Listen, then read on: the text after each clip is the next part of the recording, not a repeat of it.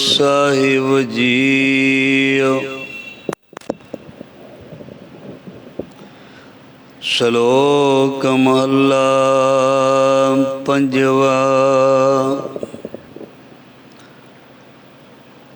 सतगुर पुरै सेवियै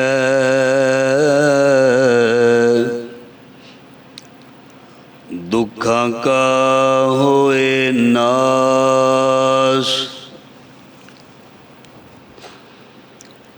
नानक नाम अराधियै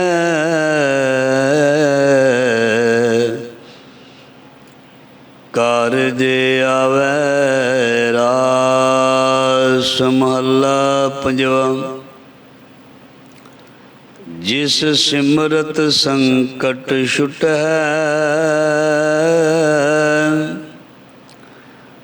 आनंद मंगल बिसराम।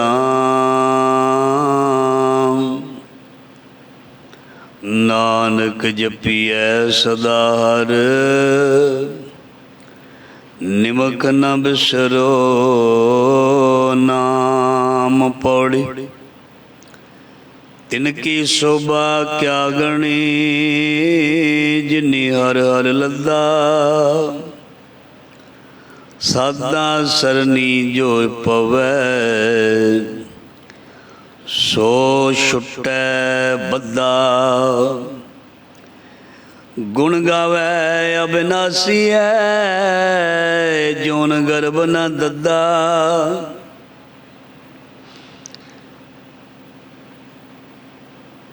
गुर भेटिया पार ब्रह्म हर पड़ बुझ समदा। नानक पाया सो धनी हरि अगम अगदा। हाँ आया दूरों चल के मैं तकी तो सरनाए जियो। मैं आशा रखी चित में मेरा सबो दुख गवाए जियो।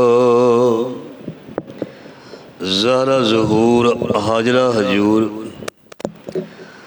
सर्व कला भरपूर समरथ गुरु लोक परलोक दे रखियक।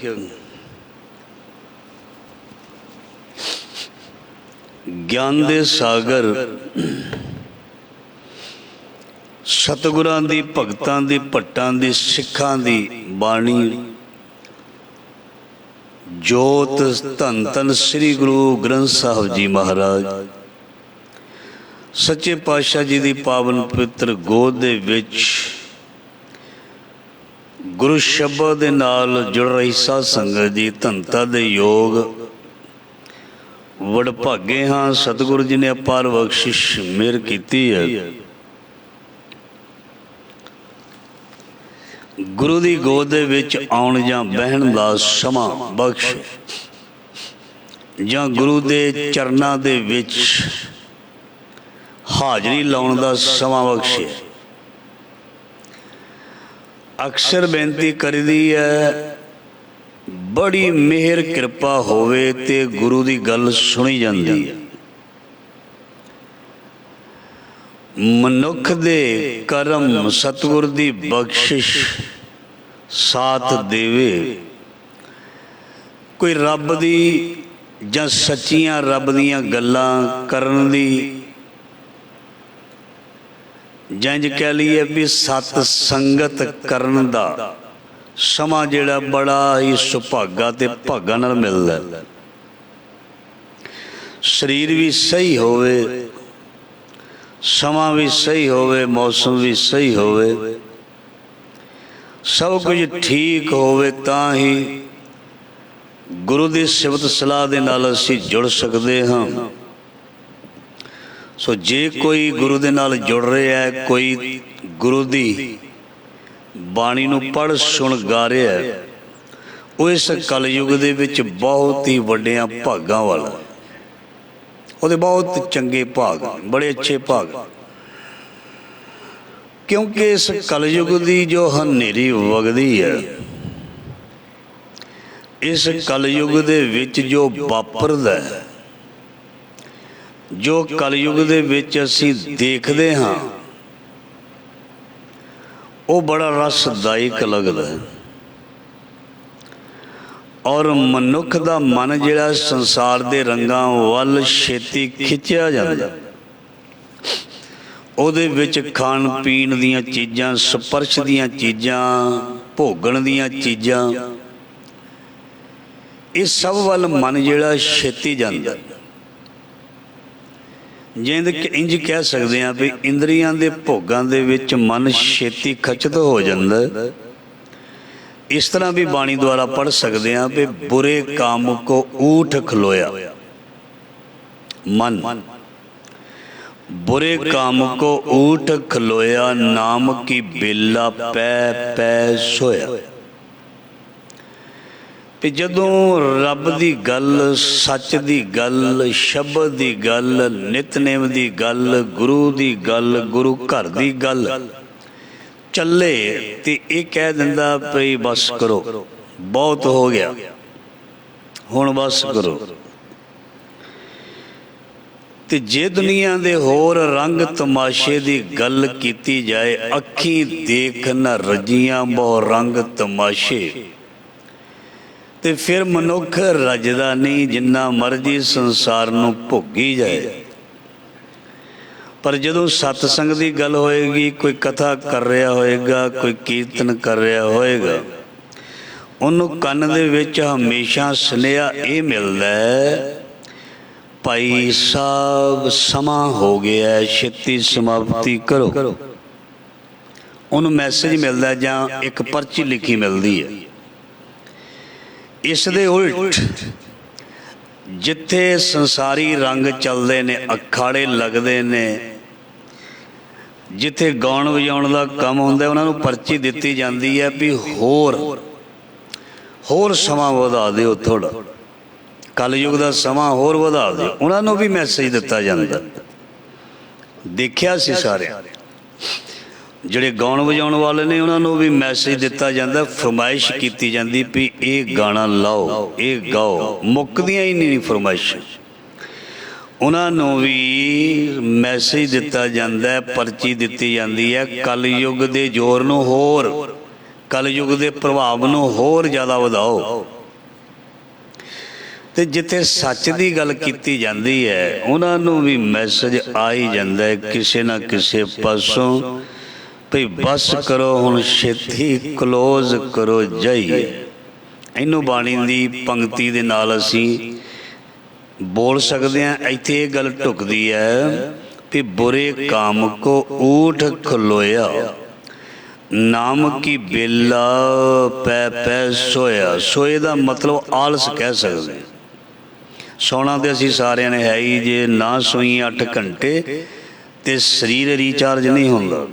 जो इंसान उम्र के हिसाब नाल प्रॉपर नींद नहीं लैंदा, वो जो मर्जी खाई पी जाए, ताकत दी चीज़ां, एनर्जी प्रॉपर नींद लैण दे नाल आउंदी है। सौण दा मतलब इत्थे असी कर सकते हैं आलसी बंदा, जिहड़ा चंगी चीज़ वालों आलस करे,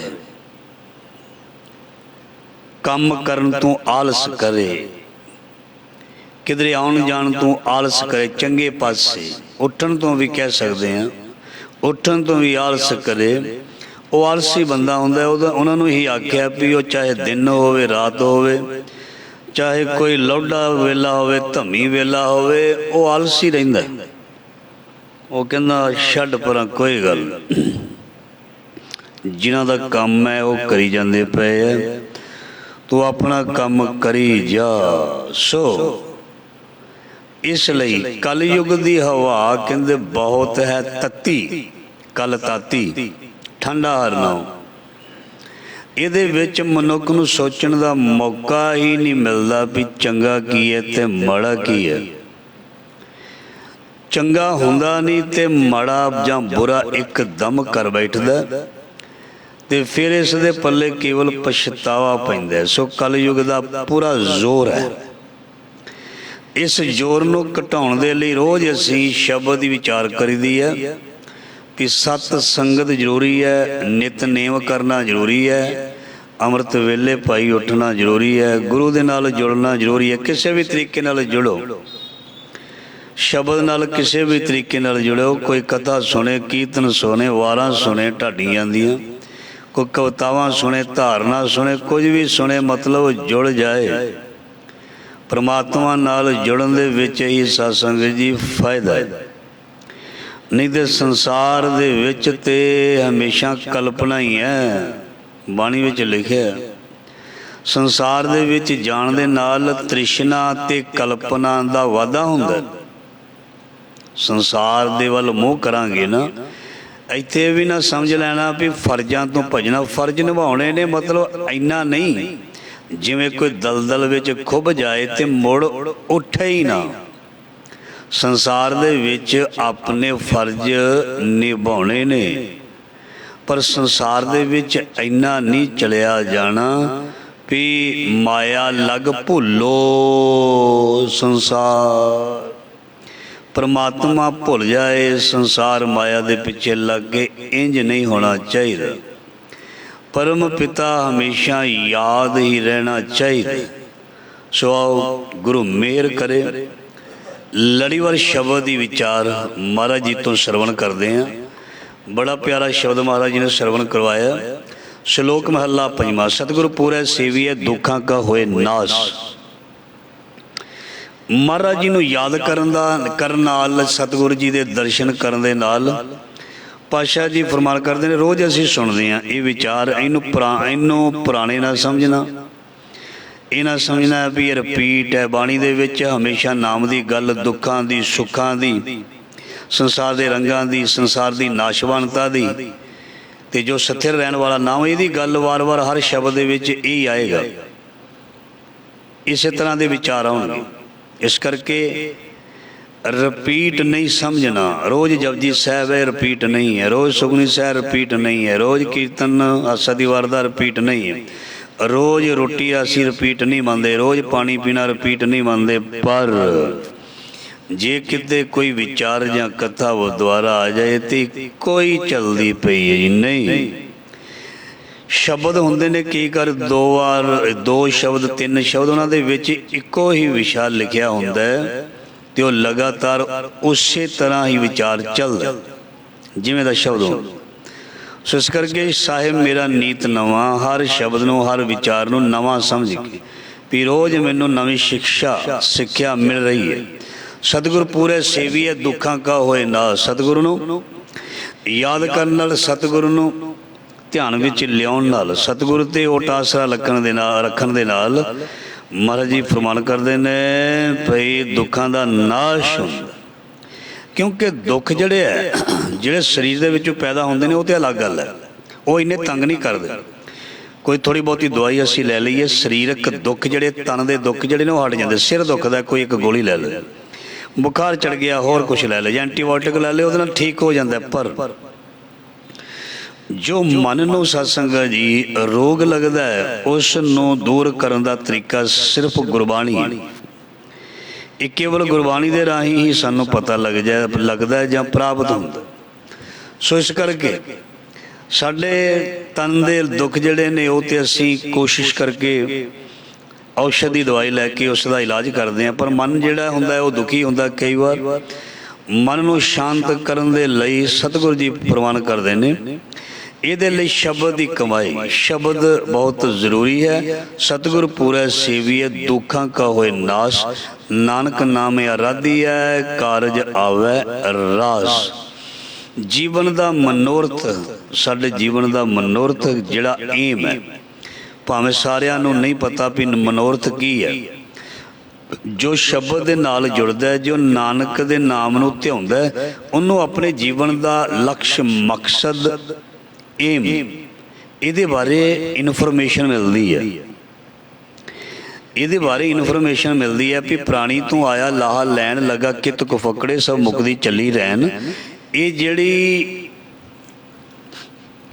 ਜੀਵਨ ਜਾਚ, ਜੀਵਨ ਜੁਗਤ ਜਾਂ ਗਾਈਡਲਾਈਨ ਕਹਿ ਦਿਓ, ਇਹ ਕੇਵਲ ਗੁਰੂ ਤੋਂ ਮਿਲਦੀ ਹੈ, ਜਿਹੜੀ ਮਨ ਨੂੰ ਸ਼ਾਂਤ ਕਰਨ ਵਾਲੀ ਹੈ ਜਾਂ ਮਨ ਦੇ ਰੋਗ ਨੂੰ ਦੂਰ ਕਰਨ ਵਾਲੀ ਹੈ। ਇਸ ਲਈ ਜੋ ਸ਼ਬਦ ਨਾਲ ਜੁੜਦੇ ਨੇ ਉਹ ਆਪਣੇ ਮਨ 'ਤੇ ਕੰਟਰੋਲ ਕਰ ਲੈਂਦੇ ਨੇ, ਕਾਬੂ ਪਾ ਲੈਂਦੇ ਨੇ, ਇੰਦਰੀਆਂ 'ਤੇ ਕਾਬੂ ਪਾ ਲੈਂਦੇ ਨੇ, ਉਹ ਦੁੱਖਾਂ ਤੋਂ ਬਚ ਜਾਂਦੇ ਨੇ। ਜਦੋਂ ਬੰਦਾ ਕ੍ਰੋਧ ਵਿੱਚ ਆਉਂਦਾ ਤੇ ਲੜਾਈ ਕਰਦਾ, ਝਗੜਾ ਕਰਦਾ, ਬੋਲ ਕਬੋਲ ਬੋਲਦਾ, ਜਦ ਕੋਈ ਬਾਣੀ ਦੇ ਪ੍ਰਭਾਵ ਹੇਠ ਆਏਗਾ ਉਹ ਕ੍ਰੋਧ 'ਤੇ ਕੰਟਰੋਲ ਕਰ ਲਏਗਾ, ਉਹਦਾ ਝਗੜਾ ਵੀ ਮੁੱਕ ਗਿਆ, ਉਹ ਥਾਣੇ ਜਾਣ ਤੋਂ ਵੀ ਰੁਕ ਗਿਆ, ਉਹ ਕਿਸੇ ਹੋਰ ਪਾਸੇ ਪਰੇਸ਼ਾਨੀ ਤੋਂ ਵੀ ਰੁਕ ਗਿਆ, ਕਿਉਂਕਿ ਉਹਨੇ ਸ਼ਬਦ ਸੁਣਿਆ ਬਈ ਵੀ ਕਾਮ ਕ੍ਰੋਧ ਅਰ ਲੋਭ ਮੋਹ ਬਿਨਸ ਜਾਏ, ਅਹਮੇਵ ਨਾਨਕ ਪ੍ਰਭ ਸ਼ਰਨਾਗਤੀ ਕਰ ਪ੍ਰਸਾਦ ਗੁਰਦੇਵ। ਇਹ ਗਿਆਨ ਸਾਨੂੰ ਬਾਣੀ ਨੇ ਦਿੱਤਾ। ਜੇ ਕੋਈ ਸਾਡੇ ਨਾਲ ਉਲਝੇ ਬਹਿਸੇ ਤੇ ਸਾਨੂੰ ਉੱਥੋਂ ਟੁਰ ਜਾਣਾ ਚਾਹੀਦਾ। ਇਹਦੇ ਬਾਰੇ ਬਾਣੀ ਨੇ ਸਾਨੂੰ ਸਿਖਾਇਆ ਵੀ ਮੂਰਖੇ ਨਾਲ ਨਾ ਲੁੱਝੀਏ, ਆਪਣਾ ਰਸਤਾ ਤੂੰ ਵੱਖ ਕਰ ਲੈ, ਅਲੱਗ ਕਰ ਲੈ, ਉਸ ਦੇ ਲਾਗੇ ਨਾ ਜਾ। ਮਤਲਬ ਸਾਡੇ ਮਨ ਨੂੰ ਫਿਰ ਦੁੱਖ ਹੀ ਨਹੀਂ ਹੋਏਗਾ ਜਦੋਂ ਸਾਡੇ ਕੋਲ ਗਿਆਨ ਹੋਏਗਾ। ਜਿਸ ਭੀੜ ਦੇ ਵਿੱਚ ਰੌਲਾ ਹੋਵੇ ਉਸ ਭੀੜ ਨੂੰ ਛੱਡ ਦੇ, ਉਸ ਭੀੜ ਤੋਂ ਲਾਂਭੇ ਹੋ ਜਾ, ਪਾਸੇ ਹੋ ਜਾ। ਇਹ ਸਾਨੂੰ ਗੁਰੂ ਸਾਹਿਬ ਦੱਸਦੇ ਨੇ, ਇਹ ਗਿਆਨ ਦੁਆਰਾ ਪਤਾ ਲੱਗਦਾ। ਤੂੰ ਆਪਣੇ ਰਾਹ ਚੱਲ, ਜਿਹੜਾ ਤੈਨੂੰ ਰਾਹ ਦਿੱਤਾ ਹੋਇਆ ਮਹਾਰਾਜ ਜੀ ਨੇ, ਜਿਹੜੇ ਪੂਰਨੇ ਪਾ ਕੇ ਦਿੱਤੇ ਨੇ ਵੀ ਇਸ ਪੂਰਨੇ ਨੂੰ ਗੂੜਾ ਕਰਨਾ, ਸੋ ਉਸ ਪੂਰਨੇ ਤੇ ਚੱਲਦੇ ਹੋਏ ਗੁਰੂ ਦੀ ਸਿੱਖਿਆ ਰੂਪੀ ਪੂਰਨਾ, ਇਹਦੇ ਤੇ ਚੱਲਦੇ ਹੋਏ ਆਪਣੇ ਜੀਵਨ ਦੇ ਇਹ ਮਕਸਦ ਨੂੰ ਪ੍ਰਾਪਤ ਕਰ, ਉੱਥੇ ਤੱਕ ਪਹੁੰਚ। ਮਹੱਲਾ ਪੰਜਵਾਂ। ਜਿਸ ਸਿਮਰਤ ਸੰਕਟ ਛੁਟੈ ਆਨੰਦ ਮੰਗਲ ਵਿਸ਼ਰਾਮ। ਜਿਸ ਪ੍ਰਮਾਤਮਾ ਨੂੰ ਯਾਦ ਕਰਨ ਨਾਲ, ਜਿਸ ਪ੍ਰਮਾਤਮਾ ਨੂੰ ਸਿਮਰਨ ਨਾਲ, ਪਾਤਸ਼ਾਹ ਜੀ ਕਹਿੰਦੇ ਨੇ ਵੀ ਸੰਕਟ ਜਿਸ ਸਿਮਰਤ ਸੁਖ ਹੋਏ ਸਗਲੇ ਦੁਖ ਜਾਏ। ਜਿਸ ਸਿਮਰਤ ਸੰਕਟ ਛੁਟ ਹੈ ਆਨੰਦ ਮੰਗਲ ਵਿਸ਼ਰਾਮ। ਜਿਸ ਨਾਮ ਨੂੰ ਸੁਣ ਕੇ ਬੰਦੇ ਦੇ ਸੰਕਟ ਕਹਿ ਸਕਦੇ ਹਾਂ, ਮਾੜਾ ਸਮਾਂ ਜ਼ਿੰਦਗੀ ਦੇ ਵਿੱਚ ਪਿਛਲੇ ਪੂਰਬਲੇ ਕਰਮਾਂ ਦਾ ਤੇ ਇਸ ਵਰਤਮਾਨ ਦੇ ਸਮੇਂ ਦੇ ਵਿੱਚ ਹੋਏ ਕੋਈ ਵੀ ਕਰਮ, ਮਾੜੇ ਕਰਮ, ਪਾਤਸ਼ਾਹ ਜੀ ਕਹਿੰਦੇ ਇਹ ਜਿਹੜੇ ਨੇ ਇਹ ਸਾਰੇ ਮਿਟਦੇ ਨੇ, ਦੂਰ ਹੁੰਦੇ ਨੇ। ਜਿਸ ਸਿਮਰਤ ਸੰਕਟ ਛੁਟੈ ਆਨੰਦ ਮੰਗਲ ਵਿਸ਼ਰਾਮ। ਆਪਣੇ ਮਨ ਦੇ ਵਿੱਚ ਆਨੰਦ ਦਾ ਵਿਸ਼ਰਾਮ ਹੁੰਦਾ ਜਾਂ ਆਨੰਦ ਦਾ ਵਾਸਾ ਹੁੰਦਾ। ਨਾਨਕ ਜਪੀਐ ਸਦਾ ਹਰ। ਉਸ ਨਾਮ ਨੂੰ ਸਦਾ ਹੀ ਜਪੋ, ਉਸ ਨਾਮ ਦੇ ਨਾਲ ਸਦਾ ਹੀ ਲੱਗੇ ਰਹੋ, ਨਾਮ ਦੇ ਰੰਗ ਵਿੱਚ ਸਦਾ ਹੀ ਭਿੱਜੇ ਰਹੋ। ਨਾਨਕ ਜਪੀਐ ਸਦਾ ਹਰ ਨਿਮਖ ਨ ਬਿਸਰੋ ਨਾਮ। ਨਿਮਖ ਦਾ ਮਤਲਬ ਵੀ ਅੱਖ ਮੀਚ ਲਈਏ ਤੇ ਖੋਲ ਦਈਏ, ਇੰਨਾ ਸਮਾਂ ਵੀ ਮਹਾਰਾਜ ਜੀ ਕਹਿੰਦੇ ਵੀ ਉਹ ਜਾਇਆ ਨਹੀਂ ਜਾਣਾ ਚਾਹੀਦਾ, ਵਿਅਰਥ ਨਹੀਂ ਜਾਣਾ ਚਾਹੀਦਾ। ਇੰਨੇ ਸਮੇਂ ਦੇ ਵਿੱਚ ਵੀ ਉਸ ਪ੍ਰਮਾਤਮਾ ਨੂੰ ਭੁੱਲਣਾ ਨਹੀਂ। ਅੱਖ ਝਮਕਣ ਦਾ ਸਮਾਂ। ਨਿਮਖ ਨਾ ਬਿਸਰੋ ਨਾਮ। ਨਾਮ ਤਾਕਤ ਹੀ ਐਸੀ ਹੈ, ਨਾਮ ਰੌਸ਼ਨੀ ਜਾਂ ਪ੍ਰਕਾਸ਼ ਹੀ ਐਸਾ ਜਿਹੜਾ ਦੁਨੀਆ ਦੇ ਹਰ ਹਨੇਰੇ ਨੂੰ ਪਰਾਂ ਧੱਕ ਦਿੰਦਾ, ਹਰ ਹਨੇਰੇ ਨੂੰ ਦੂਰ ਕਰਦਾ। ਨਾਮ ਉਹ ਚਾਹੇ ਕਾਮ ਹੈ, ਕ੍ਰੋਧ ਹੈ, ਲੋਭ ਮੋਹ ਹੰਕਾਰ ਹੈ, ਈਰਖਾ ਹੈ, ਕਲਪਨਾ, ਝੂਠ, ਨਿੰਦਿਆ, ਦੁਬਦਾ, ਭਰਮ, ਸੰਸ਼ੇ, ਸ਼ੰਕੇ, ਇਹ ਸਾਰਿਆਂ ਨੂੰ ਦੂਰ ਕਰਦਾ ਨਾਮ।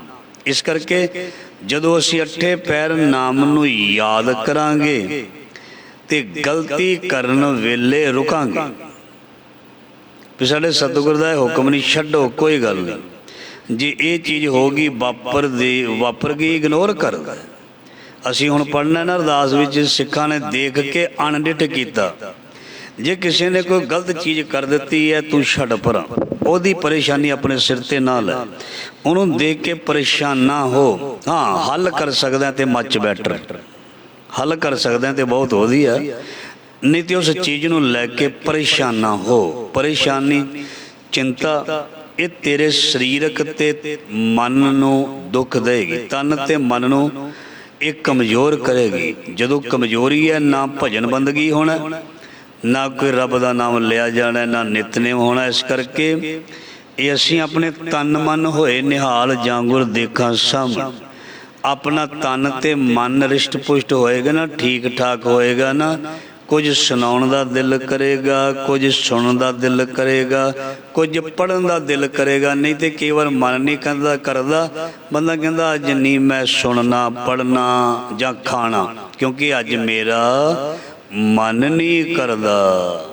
ਇਸ ਕਰਕੇ ਮਨ ਸ਼ਬਦ ਨੂੰ ਕਰੇ, ਮਨ ਸ਼ਬਦ ਵੱਲ ਜਾਵੇ। ਇਸ ਲਈ ਪਾਤਸ਼ਾਹ ਜੀ ਫਰਮਾਨ ਕਰਦੇ ਹੈ ਵੀ ਨਿਮਕ ਜਿਹੜਾ ਹੈ ਉਹ ਵੀ ਜਿਹੜਾ ਪ੍ਰਮਾਤਮਾ ਨਾ ਵਿਸਰ ਜਾਏ, ਇਹਦਾ ਭਾਈ ਖਿਆਲ ਰੱਖਣਾ। ਇਹ ਗੁਰੂ ਦੀ ਹਦਾਇਤ ਹੈ। ਜਿਵੇਂ ਸਾਨੂੰ ਮਹਿਕਮਿਆਂ ਦੇ ਵਿੱਚੋਂ, ਕੰਪਨੀਆਂ ਦੇ ਵਿੱਚੋਂ ਕੋਈ ਚੀਜ਼ ਇਸਤੇਮਾਲ ਕਰਨ ਵੇਲੇ ਹਦਾਇਤ ਦਿੱਤੀ ਜਾਂਦੀ ਹੈ, ਇਹਦੀ ਓਪਨਿੰਗ ਡੇਟ ਇਹ ਹੈ, ਇਹਦੀ ਬਣਨ ਦੀ ਤਰੀਕ ਇਹ ਹੈ, ਇਹਦੀ ਐਕਸਪਾਇਰ ਡੇਟ ਇਹ ਹੈ, ਇਹਦੇ ਵਿੱਚ ਇਹ ਸਭ ਕੁਝ ਕਰਨ। ਇਹ ਜਿਵੇਂ ਹਦਾਇਤਾਂ ਸਾਨੂੰ ਬਾਹਰੋਂ ਵੀ ਮਿਲਦੀਆਂ ਹਨ, ਤੇ ਸਾਡੇ ਗੁਰੂ ਕੋਲੋਂ ਵੀ ਨਾਮ ਵਿੱਚ ਸਾਰੀਆਂ ਹੀ ਹਦਾਇਤਾਂ ਹੀ ਨੇ, ਸਾਰੀਆਂ ਹੀ ਹਦਾਇਤਾਂ। ਪੌੜੀ ਤਿਨ ਕੀ ਸ਼ੋਭਾ ਕਿਆ ਗਣੀ, ਜਿਨੀ ਹਰ ਹਰ ਲੱਦਾ। ਪਾਤਸ਼ਾਹ ਜੀ ਫਰਮਾਨ ਕਰਦੇ ਨੇ, ਜਿਨ੍ਹਾਂ ਨੂੰ ਪਰਮਾਤਮਾ ਮਿਲ ਗਿਆ, ਰੱਬ ਲੱਜ ਗਿਆ, ਜਾਂ ਕੋਈ ਰੱਬ ਨਾਲ ਜੋੜਨ ਵਾਲਾ ਮਿਲ ਪਿਆ, ਤਿਨ ਕੀ ਸ਼ੋਭਾ ਕਿਆ ਗਣੀ, ਉਹਨਾਂ ਦੀ ਵਡਿਆਈ ਜਿਹੜੀ ਹੈ ਬਿਆਨ ਨਹੀਂ ਕੀਤੀ ਜਾ ਸਕਦੀ। ਜਿਸ ਦੀ ਗੱਲ ਸੁਣ ਕੇ ਕੁਝ ਮਨ ਨੂੰ ਟਿਕਾ ਹੋਵੇ, ਕਿਸੇ ਨਾਲ ਅਸੀਂ ਗੱਲ ਕਰਦੇ ਹਾਂ ਭੈਣ ਭਰਾ ਨਾਲ, ਜਦੋਂ ਉਹਦੀ ਗੱਲ ਸੁਣ ਕੇ ਸਾਨੂੰ ਸ਼ਾਂਤੀ ਆਉਂਦੀ ਹੈ, ਅਸੀਂ ਕਹਿੰਦੇ ਹਾਂ ਭਰਾ ਮੇਰੀ ਭੈਣੇ ਹੋਰ ਥੋੜਾ ਚਿਰ ਬਹਿ ਜਾ। ਕਈ ਵਾਰ ਕਿਸੇ ਦੀ ਗੱਲ ਸੁਣ ਕੇ ਸਾਨੂੰ ਕਾਹਲੀ ਪੈਂਦੀ ਹੈ ਤੇ ਮਨ ਵਿੱਚ ਇਹ ਖਿਆਲ ਆਉਂਦਾ ਹੈ ਵੀ ਇਹ ਛੇਤੀ ਚਲਾ ਜਾਏ, ਇਹ ਮੇਰਾ ਖਹਿੜਾ ਛੱਡੇ, ਇਹ ਅੰਦਰੋਂ ਫੀਲਿੰਗ ਆਉਂਦੀ ਹੈ। ਸੋ ਜੋ ਗੁਰੂ ਨਾਲ ਜੋੜਦਾ, ਪਾਤਸ਼ਾਹ ਜੀ ਕਹਿੰਦੇ ਤਿਨ ਕੀ ਸ਼ੋਭਾ ਕਿਆ ਗਣੀ, ਉਹਨਾਂ ਦੀ ਸ਼ੋਭਾ ਮੈਂ ਅਸੀਂ ਕੀ ਬਿਆਨ ਕਰੀਏ। ਜਿਹਨੇ ਹਰ ਹਰ ਲੱਦਾ, ਜਿਨ੍ਹਾਂ ਨੇ ਪ੍ਰਮਾਤਮਾ ਨੂੰ ਲੱਭ ਲਿਆ, ਪਾ ਲਿਆ, ਜਾਂ ਪ੍ਰਮਾਤਮਾ ਦੇ ਬਾਰੇ ਸਾਰੀ ਇਨਫੋਰਮੇਸ਼ਨ ਲੈ ਲਈ, ਪ੍ਰਮਾਤਮਾ ਦੇ ਬਾਰੇ ਗਿਆਨ ਪ੍ਰਾਪਤ ਕਰ ਲਿਆ, ਉਹਨਾਂ ਦੀ ਸ਼ੋਭਾ ਅਸੀਂ ਕੀ ਕਹੀਏ। ਗੁਰੂ ਅਰਜਨ ਦੇਵ ਜੀ ਪਾਤਸ਼ਾਹ ਫਰਮਾਨ ਕਰਦੇ ਨੇ, ਸਾਧਾ ਸਰਨੀ ਜੋ ਪਵੈ ਸੋ ਛੁੱਟੈ ਬੱਧਾ। ਜੋ ਮਨੁੱਖ ਗੁਰਮੁਖਾਂ ਦੀ ਸੰਗਤ ਕਰਦਾ, ਸਾਧਿਆਂ ਹੋਇਆਂ ਦੀ ਸੰਗਤ ਕਰਦਾ, ਪਾਤਸ਼ਾਹ ਜੀ ਕਹਿੰਦੇ ਉਹ ਮਾਇਆ ਦੇ ਬੰਧਨਾਂ ਵਿੱਚੋਂ ਮੁਕਤ ਹੋ ਜਾਂਦਾ ਹੈ। ਸਾਧਾ ਸਰਨੀ ਜੋ ਪਵੈ ਸੋ ਛੁੱਟੈ ਬੱਧਾ, ਉਹ ਛੁੱਟ ਜਾਂਦਾ ਹੈ। ਜਿੰਨੇ ਅਸੀਂ ਸੰਸਾਰ ਦੇ ਵਿੱਚ ਜੀਵ ਆਏ ਨਾ, ਅਸੀਂ ਬਾਣੀ ਵਿੱਚ ਲਿਖਿਆ ਵੀ ਅਸੀਂ ਮਾਇਆ ਵਿੱਚ ਸਾਰੇ ਬੱਝੇ ਪਏ ਹਾਂ। ਮੈਂ ਜਾਂ ਤੁਸੀਂ ਕੋਈ ਵੀ ਕਹਿ ਨਹੀਂ ਸਕਦਾ ਅਸੀਂ ਮਾਇਆ ਵਿੱਚ ਬੱਝੇ ਨਹੀਂ। ਬਾਣੀ ਕਲੀਅਰ ਕਰਦੀ ਹੈ, ਮਾਇਆ ਮਮਤਾ ਮੋਹਣੀ, ਮਾਇਆ ਮਮਤਾ ਮੋਹਣੀ, ਜਿਨ ਵਿਨ ਦੰਤਾਂ ਜਗ ਖਾਇਆ। ਇੱਕ ਗੱਲ ਕਲੀਅਰ ਜ਼ਰੂਰ ਹੈ, ਇੱਕ ਕਲੀਅਰ ਜ਼ਰੂਰ ਕੀਤਾ, ਮਨ ਮੁਖ ਖਾਧੇ ਗੁਰਮੁਖ ਉਬਰੇ, ਜਿਨੇ ਸੱਚ ਨਾਮ ਚਿਤ ਲਾਇਆ, ਬਿਨ ਨਾਵੇ ਜਗ ਕਮਲਾ ਫਿਰੈ, ਗੁਰਮੁਖ ਨਦਰੀ ਆਇਆ। ਹਾਂ, ਜਿਹੜਾ ਗੁਰਮੁਖ ਹੈ, ਮਹਾਰਾਜ ਜੀ ਕਹਿੰਦੇ ਉਸ ਡੰਗ ਤੋਂ ਬਚ ਜਾਂਦਾ, ਉਸ ਪ੍ਰਭਾਵ ਤੋਂ ਬਣ ਜਾਂਦਾ। ਤੇ ਗੁਰਮੁਖ ਬਣਨ ਦੇ ਲਈ ਵੀ ਕਲਾਸਾਂ ਹਨ, ਉਹਦੀਆਂ ਵੀ ਪੌੜੀਆਂ ਹਨ, ਉਹਦੇ ਵੀ ਪੜਾਅ ਹਨ। ਜਿਵੇਂ ਕਿਸੇ ਨੇ ਮੈਟ੍ਰਿਕ ਕਰਨੀ ਹੋਵੇ ਤੇ ਕੁਝ 10 12 ਜਾਂ 13 ਸਾਲ ਲੱਗ ਜਾਂਦੇ ਨੇ। ਜਿਵੇਂ ਅੱਜ ਪੜ੍ਹਾਈ ਚੱਲਦੀ ਹੈ ਵੀ LKG UKG, ਉਹਦੇ ਹਿਸਾਬ ਨਾਲ 10 ਤੋਂ ਵੀ ਜ਼ਿਆਦਾ ਲੱਗ ਜਾਂਦੇ ਨੇ। ਪਰ ਜੇ ਕੋਈ ਹੁਣ ਕਹੇ ਵੀ ਮੈਂ ਮੈਟ੍ਰਿਕ ਉਸੇ ਤਰ੍ਹਾਂ ਹੀ ਕਰ ਲਵਾਂ, ਉੱਦਾਂ ਹੀ ਸਰਟੀਫਿਕੇਟ ਦੇ ਮਿਲ ਜਾਂਦੇ ਨੇ ਪੈਸੇ ਰਿਸ਼ਵਤ ਦੇ ਕੇ, ਪਰ ਅੰਦਰ ਗਿਆਨ ਨਹੀਂ ਹੋਏਗਾ, ਅੰਦਰੋਂ ਖਾਲੀ ਹੋਏਗਾ। ਇਸ ਲਈ ਜੇ ਕਿਸੇ ਨੇ ਮੈਟ੍ਰਿਕ ਕਰਨੀ ਹੈ, ਉਹਨੂੰ 10 12 14 ਸਾਲ ਦੀ ਪੜ੍ਹਾਈ ਮਿਹਨਤ ਕਰਕੇ ਕਰਨੀ ਪਏਗੀ, ਤੇ ਫਿਰ ਜਾ ਕੇ ਉਸ ਨੂੰ ਕਹਿੰਦਾ ਵੀ ਇਹ ਮੈਟ੍ਰਿਕ ਪਾਸ ਹੈ। ਪਹਿਲਾਂ ਇਹ JBT ਕਰ ਸਕਦਾ, ITT ਕਰ ਸਕਦਾ, ਜਾਂ ਹੋਰ ਅੱਗੇ ਥੋੜ੍ਹੀ ਜਿਹੀ ਸੀਨੀਅਰ ਸੈਕੰਡਰੀ ਹੋ ਜਾਏ, ਇਹ ਫਿਰ ਅੱਗੇ ਹੋਰ ਕੋਈ ਕੋਰਸ ਕਰ ਸਕਦਾ। ਮਤਲਬ ਯੋਗਤਾ ਦੇ ਮੁਤਾਬਕ।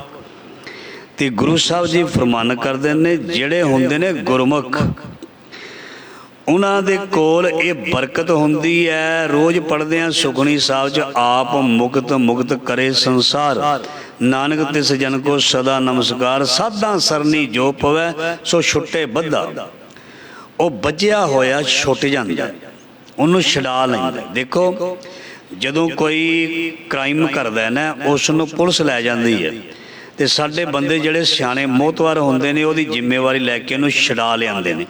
ਸੋ ਛੁੱਟੇ ਬੱਧਾ, ਬੱਝੇ ਹੋਏ ਨੂੰ ਵੀ ਛੁਡਾ ਲੈਂਦੇ ਨੇ।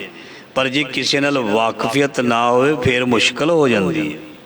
ਤੇ ਜੇ ਹੁਣ ਮਾਇਆ ਦੇ ਵਿੱਚ ਇਨਸਾਨ ਬੱਝਿਆ, ਤੇ ਗੁਰੂ ਦੇ ਨਾਲ ਜੇ ਕੋਈ ਨਾਤਾ ਪ੍ਰੇਮ ਹੈ, ਗੁਰੂ ਕਹਿੰਦਾ ਪਰੇ ਹੋ ਜਾਓ, ਛੱਡ ਦਿਓ, ਇਹ ਮੇਰਾ ਬੰਦਾ ਹੈ। ਜਾਂ ਤੂੰ ਮੇਰੇ ਵੱਲ ਹੈ ਤਾਂ ਕਿਆ ਮੁਸ਼ੰਦਾ, ਤੂੰ ਸਭ ਕੁਛ ਮੈਨੂੰ ਸੌਂਪਿਆ, ਜਾਂ ਤੇਰਾ ਬੰਦਾ ਹੈ, ਮੇਰਾ ਬੰਦਾ, ਇਹਨੂੰ ਛੱਡ ਦਿਓ। ਉਸ ਦਰਗਾਹ ਦੇ ਵਿੱਚ ਵੀ ਇਸੇ ਤਰ੍ਹਾਂ ਮਹਾਰਾਜ ਜੀ ਕਹਿੰਦੇ ਛਡਾਇਆ ਜਾਂਦਾ ਹੈ, ਬਖਸ਼ਾਇਆ ਜਾਂਦਾ ਵੀ ਕੋਈ ਗੱਲ ਨਹੀਂ, ਇਸ ਨੂੰ ਛੱਡ ਦੇ। ਇਹ ਸਾਨੂੰ ਯਾਦ ਕਰਦਾ ਰਿਹਾ, ਇਹ ਸਾਡੇ ਨਾਲ ਜੁੜਿਆ ਰਿਹਾ, ਇਹਦੇ ਗੁਨਾਹ ਮਾਫ ਕਰ ਦਿਓ। ਮਤਲਬ ਸਾਧਾਂ ਸਰਨੀ ਜੋ ਪਵੈ ਸੋ ਛੁੱਟੈ ਬੱਧਾ, ਉਹਦੇ ਬੰਧਨ ਟੁੱਟ ਜਾਂਦੇ ਨੇ ਤੇ ਉਹ ਆਜ਼ਾਦ ਹੋ ਜਾਂਦਾ। ਗੁਣ ਗਾਵੇ ਅਬਨਾਸੀ ਹੈ ਜੋਨ ਗਰਭ ਨਾ ਦੱਦਾ, ਔਰ ਜੋ ਉਸ ਅਬਨਾਸੀ ਪੁਰਖ ਪਰਮਾਤਮਾ ਦੇ ਗੁਣ ਗਾਉਂਦਾ, ਉਹ ਗਰਭ ਦੇ ਵਿੱਚ ਨਹੀਂ ਆਉਂਦਾ। ਗੁਰ ਭੇਟੀਏ ਪਾਰ ਬ੍ਰਹਮ, ਹਰ ਪੜ ਬੁਝ ਸਮਝਦਾ। ਉਸ ਨੂੰ ਗੁਰੂ ਮਿਲ ਪੈਂਦਾ, ਤੇ ਉਹ ਗੁਰੂ ਦੀ ਸਿਫਤ ਸਲਾਹ ਕਰਕੇ ਮਨ ਦੀ ਆਤਮਕ ਸ਼ਾਂਤੀ ਨੂੰ ਪ੍ਰਾਪਤ ਕਰ ਲੈਂਦਾ। ਸਭ ਤੋਂ ਔਖਾ ਮਨ ਦਾ ਸ਼ਾਂਤ ਹੋਣਾ ਹੈ। ਮਨ ਸ਼ਾਂਤ ਹੋਣਾ ਬਹੁਤ ਔਖਾ ਹੈ। ਟੈਂਪਰੇਰੀ ਸੰਸਾਰੀ ਪਦਾਰਥਾਂ ਨਾਲ ਹੋਏਗਾ ਸ਼ਾਂਤ, ਤੇ ਸਦੀਵੀ ਸ਼ਬਦ ਨਾਲ ਹੋਏਗਾ। ਕੁਝ ਪ੍ਰੋਫਿਟ ਹੋ ਜਾਏ, ਥੋੜ੍ਹਾ ਚਿਰ ਮਨ ਸ਼ਾਂਤ ਹੋ ਜਾਂਦਾ, ਪਰ ਪੂਰਨ ਤੌਰ 'ਤੇ ਨਹੀਂ। ਕੋਈ ਵੀ ਖੁਸ਼ੀ ਮਿਲ ਜਾਏ ਘਰ ਦੇ ਵਿੱਚ ਵੱਡੀ, ਉਹਦੇ ਨਾਲ ਵਕਤੀ ਤੌਰ 'ਤੇ ਟੈਂਪਰੇਰੀ ਉਹ ਸ਼ਾਂਤ ਹੋਏਗਾ, ਪਰ ਸਦੀਵੀ ਨਹੀਂ। ਸਦੀਵੀ ਤੇ ਸ਼ਾਂਤ ਉਹੀ ਹੈ ਨਾ ਜਿਹਨੂੰ ਸਰਬ, ਜਿਹਨੂੰ ਸਬਰ, ਜਿਹਨੂੰ ਸਿਦਕ, ਜਿਹਨੂੰ ਸਿੱਖੀ, ਭਰੋਸਾ, ਸ਼ਰਧਾ, ਪ੍ਰੇਮ ਮਿਲਿਆ ਹੋਏਗਾ, ਮਨ ਉਹਦਾ ਹੀ ਰਿਲੈਕਸ ਤੇ ਸ਼ਾਂਤ ਹੋਏਗਾ। ਨਹੀਂ ਤੇ ਵੱਡਿਆਂ ਵੱਡਿਆਂ ਦੇ ਮਨ ਸ਼ਾਂਤ ਨਹੀਂ ਹਨ। ਆਖਰੀ ਪੰਕਤੀ, ਗੁਰ ਭੇਟੀਐ ਪਾਰ ਬ੍ਰਹਮ, ਹਰ ਪੜ ਬੁਝ ਸਮਝਦਾ, ਨਾਨਕ ਪਾਇਆ ਸੋ ਧਣੀ, ਹਰ ਅਗਮੇ ਅਗਦਾ। ਗੁਰ ਭੇਟੀਐ ਪਾਰ ਬ੍ਰਹਮ, ਜੋ ਉਸ ਗੁਰੂ ਨੂੰ ਮਿਲ ਪੈਂਦਾ, ਮਿਲ ਲੈਂਦਾ। ਪਾਤਸ਼ਾਹ ਜੀ ਕਹਿੰਦੇ ਨੇ ਉਹ ਪ੍ਰਭੂ ਦੀ ਸਿਫਤ ਸਲਾਹ ਫਿਰ ਕਰਦਾ, ਤੇ ਉਸ ਸਿਫਤ ਸਲਾਹ ਦੇ ਬਦਲੇ ਉਹ ਉਸ ਦੁਆਰਾ ਦਿੱਤੀ ਹੋਈ ਸਿੱਖਿਆ ਨੂੰ, ਉਚਾਰਨ ਨੂੰ ਆਪਣੇ ਪੱਲੇ ਬਣਦਾ, ਤੇ ਫਿਰ ਉਸ ਨੂੰ ਸ਼ਾਂਤੀ ਮਿਲਦੀ ਹੈ। ਗੁਰ ਭੇਟੀਐ ਪਾਰ ਬ੍ਰਹਮ, ਹਰ ਪੜ ਬੁਝ ਸਮਝਦਾ। ਮਤਲਬ ਪੜ੍ਹ ਕੇ ਜਾਂ ਸੁਣ ਕੇ ਉਹਨੂੰ ਸਮਝ ਲੱਗਦੀ ਹੈ। ਸਮਝ ਅਚੇਤ ਚੇਤ ਮਨ ਮੇਰੇ, ਕਥੀ ਸੰਤਨ ਅਕਥ ਕਹਾਣੀ। ਪਹਿਲਾਂ ਬਲੈਕ ਬੋਰਡ 'ਤੇ ਟੀਚਰ ਕੋਈ ਫਾਰਮੂਲਾ ਲਿਖਦਾ, ਫਿਰ ਉਸ ਨੂੰ ਡਿਸਕਸ਼ਨ ਕਰਦਾ, ਬੱਚਿਆਂ ਨੂੰ ਸਮਝਾਉਂਦਾ ਵੀ ਆ ਇਸ ਤਰ੍ਹਾਂ ਇਸ ਤਰ੍ਹਾਂ ਇਸ ਤਰ੍ਹਾਂ ਹੈ। ਪਹਿਲਾਂ ਉਸ ਨੂੰ ਕਾਪੀ 'ਤੇ ਨੋਟ ਕਰਵਾਇਆ ਜਾਂਦਾ, ਫਿਰ ਉਸ ਨੂੰ ਸਮਝਾਇਆ ਜਾਂਦਾ ਹੈ ਵੀ ਆ ਤੁਸੀਂ ਇਸ ਤਰ੍ਹਾਂ ਕਰਨਾ, ਇਸ ਤਰ੍ਹਾਂ ਸਵਾਲ ਨਿਕਲ ਸਕਦਾ। ਇਸੇ ਤਰ੍ਹਾਂ ਗੁਰੂ ਵੀ ਸਾਨੂੰ ਫਾਰਮੂਲਾ ਦਿੰਦੇ ਹਨ। ਜਿਹੜਾ ਗੁਰੂ ਨੂੰ ਆਪਣੇ ਆਪ ਨੂੰ ਭੇਟਾ ਕਰ ਦਿੰਦਾ, ਉਸ ਨੂੰ ਗਿਆਨ ਮਿਲਦਾ, ਉਸ ਨੂੰ ਸਮਤ ਮਿਲਦੀ ਹੈ, ਉਸ ਨੂੰ ਪੜ੍ਹਾਈ ਮਿਲਦੀ ਹੈ। ਨਾਨਕ ਪਾਇਆ ਸੋ ਧਣੀ, ਹਰ ਅਗਮ ਅਗਦਾ। ਉਹ ਜਿਹੜਾ ਪਹੁੰਚ ਤੋਂ ਬਾਹਰ ਹੈ, ਨਾਨਕ ਪਾਇਆ ਸੋ ਧਣੀ, ਉਸ ਮਨੁੱਖ ਨੇ ਉਹ ਅਬਨਾਸੀ ਜਾਂ ਪਹੁੰਚ ਤੋਂ ਪਰੇ ਜਿਹੜਾ ਹੈ, ਉਸ ਨੂੰ ਮਾਲਕ ਹਰੀ ਨੂੰ ਪਾ ਲਿਆ। ਨਾਨਕ ਪਾਇਆ ਸੋ ਧਣੀ, ਹਰ ਅਗਮੇ ਅਗਦਾ। ਅਗਮ ਮਤਲਬ ਪਹੁੰਚ ਤੋਂ ਪਰੇ, ਅਗਦਾ ਮਤਲਬ ਅਥਾ। ਉਸ ਅਗਮ ਅਗਾਧ ਪਰਮੇਸ਼ਰ ਪਰਮਾਤਮਾ ਨੂੰ ਉਸ ਮਨੁੱਖ ਨੇ ਪਾ ਲਿਆ। ਸੋ ਇਹ ਸੀ ਅੱਜ ਦੇ ਲੜੀਵਾਰ ਸ਼ਬਦ ਦੀ ਵਿਚਾਰ ਜੋ ਗੁਰੂ ਸਾਹਿਬ ਨੇ ਕਿਰਪਾ ਕਰਕੇ ਸਾਧ ਸੰਗਤ ਜੀ ਸੇਵਾ ਲਈ ਹੈ। ਗੁਰੂ ਪਾਤਸ਼ਾਹ ਜੀ ਮਿਹਰ ਕਰਨ, ਸਭ ਨੂੰ ਚੜ੍ਹਦੀਆਂ ਕਲਾਂ ਬਖਸ਼ਣ, ਹਰ ਮੈਦਾਨ ਫਤਿਹ ਕਰਨ। 14 ਤਰੀਕ ਨੂੰ ਧੰਨ ਧੰਨ ਗੁਰੂ ਅਰਜਨ ਦੇਵ ਜੀ ਮਹਾਰਾਜ ਸੱਚੇ ਪਾਤਸ਼ਾਹ ਦਾ ਸ਼ਹੀਦੀ ਗੁਰਪੁਰਬ ਹੈ ਸਾਧ ਸੰਗਤ ਜੀ। 15 ਤਰੀਕ ਨੂੰ ਹਾੜ ਦੀ ਸੰਗਰਾਂਦ ਦਾ ਪਵਿੱਤਰ ਦਿਹਾੜਾ ਹੈ। ਸੋ ਹਾਜ਼ਰੀਆਂ ਭਰੋ, ਗੁਰੂ ਮਹਾਰਾਜ ਦੀਆਂ ਬਖਸ਼ਿਸ਼ਾਂ ਪ੍ਰਾਪਤ ਕਰੋ, ਆਪਣੇ ਜੀਵਨ ਨੂੰ ਕਮਾਈਆਂ ਨੂੰ ਸਫਲੀਆਂ ਕਰੋ, ਲੇਖੇ ਵਿੱਚ ਲਾਓ। ਗੁਰੂ ਮਹਾਰਾਜ ਜੀ ਸਰਬੱਤ ਦਾ ਭਲਾ ਕਰੋ, ਸਭ ਨੂੰ ਖੁਸ਼ੀਆਂ ਤੰਦਰੁਸਤੀਆਂ, ਦੇਸ਼ ਪ੍ਰਦੇਸ਼ ਬੱਚਿਆਂ ਨੂੰ ਕਾਰੋਬਾਰ ਕਾਮਯਾਬੀਆਂ, ਸਭ ਨੂੰ ਨਿਤਨੇਮ ਦੀ ਅੰਮ੍ਰਿਤ ਵੇਲੇ ਦੀ ਦਾਤ, ਆਪਣੇ ਨਾਮ ਦਾ ਰੰਗ, ਆਪਣੀ ਗੋਦ ਦਾ ਨਿੱਘ ਬਖਸ਼ੋ ਮਹਾਰਾਜ। ਭੁੱਲ ਚੁੱਕ ਮਾਫ ਕਰੋ ਜੀ। ਵਾਹਿਗੁਰੂ ਜੀ ਕਾ ਖਾਲਸਾ, ਵਾਹਿਗੁਰੂ ਜੀ ਕੀ ਫਤਿਹ।